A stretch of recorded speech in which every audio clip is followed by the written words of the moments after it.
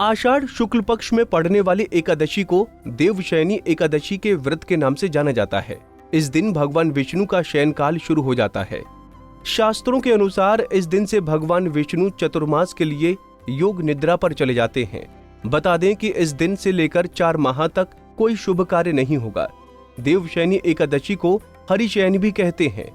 धार्मिक मान्यताओं में देवशयनी एकादशी का व्रत सबसे श्रेष्ठ एकादशी माना जाता है। इस व्रत से व्यक्ति के सभी पापों का नाश हो जाता है।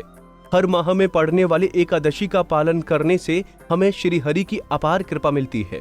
इसके साथ ही रात में भगवान विष्णु के नाम का कीर्तन करने से इस व्रत को पूर्ण माना जाता है। बहुत से लोग एकादशी का व्रत किसी न किसी कारण नहीं कर पाते। ऐसे में वो लोग एकादशी की कथा सुनकर भी श्री हरि की कृपा पा सकते हैं। और आज हम देवशयनी एकादशी की कथा का विस्तार से वर्णन करेंगे। तो आइए जानते हैं व्रत कथा के बारे में। सतयुग में माधांता नामक एक चक्रवर्ती राजा राज्य करते थे। माधांता के राज्य में प्रजा बहुत सुखी थी। एक बार उनके राज्य में 3 साल तक वर्षा नहीं होने की वजह से भयंकर अकाल पड़ गया था। अकाल से चारों ओर त्रासदी का माहौल हो गया था। इस वजह से यज्ञ, हवन, पिंडदान, कथा, व्रत आदि कार्य में कम होने लगे थे। प्रजा ने अपने राजा के पास जाकर अपने दर्द के बारे में बताया। राजा इस अकाल से चिंतित थे।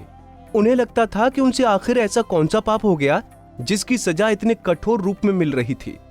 इस संकट से मुक्ति पाने के उद्देश्य से राजा सेना को लेकर जंगल की ओर चल दिए। जंगल में विचरण करते हुए एक दिन वो ब्रह्मा जी के पुत्र अंगिरा ऋषि के आश्रम पहुंच गए। ऋषिवर ने राजा का कुशलक्षेम और जंगल में आने का कारण पूछा। राजा ने हाथ जोड़कर कहा कि मैं पूरी निष्ठा से धर्म का पालन करता हूँ, फिर भी मेरे राज्य की ऐसी हालत क्यों?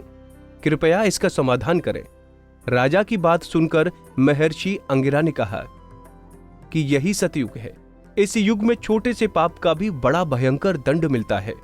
महर्षि अंगिरा ने राजा माधांता को बताया कि आषाढ़ माह के शुक्ल पक्ष की एकादशी का व्रत करें।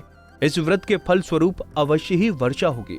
महर्षि अंगिरा के निर्देश के बाद राजा अपने राज्य की राजधानी लौट आए। उन्होंने चारों वर्णों सहित पद्मा एकादशी का विधि पूर्वक व्रत किया। इसके बाद राज्य में मूसलाधार बारिश हुई। ब्रह्म वैवर्त पुराण में देवशयनी एकादशी के विशेष महत्व का वर्णन किया गया है। देवशयनी एकादशी के व्रत से व्यक्ति की समस्त मनोकामनाएं पूर्ण होती हैं। कुंडली टीवी डेस्क से लता शर्मा की रिपोर्ट। इसी तरह की और भी जानकारी लेने के लिए हमारे चैनल को सब्सक्राइब करें और नई वीडियो की नोटिफिकेशन के लिए बेल आइकॉन दबाएं। अगर आप ये वीडियो फेसबुक पर देख रहे हैं तो वीडियो को लाइक और शेयर करें। साथ ही अपनी राय कमेंट बॉक्स में जरूर बताएं। धन्यवाद।